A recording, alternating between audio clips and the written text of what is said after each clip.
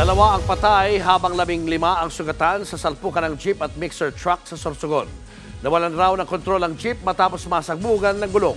Nasa frontline ng balitang yan si Faith Del Mundo.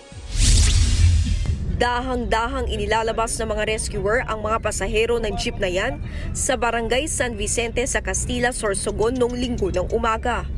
Pahirapan ang pagsagip dahil sa tindi ng pagkakaipit nila sa wasak na jeep. 2 pasahero ang nasawi habang 15 sugatan at nagpapagaling na sa ospital, kabilang ang driver ng jeep. Ayon sa Castilla Police, bigla raw pumutok ang unahang gulong ng jeep na papuntang Sorsogon City. Nawalan ito ng kontrol hanggang sa makasalubong ang cement mixer na nasa kabilang linya. Napag-alaman pang overloaded ang jeep. That time po, kasi market day po yan, so puno po talaga yung jeep. Possible po yung jeep po, mabilis po talaga yung takbo. And then yung mixer truck naman po, dandan lang po siya kasi kargado po yun ng semento.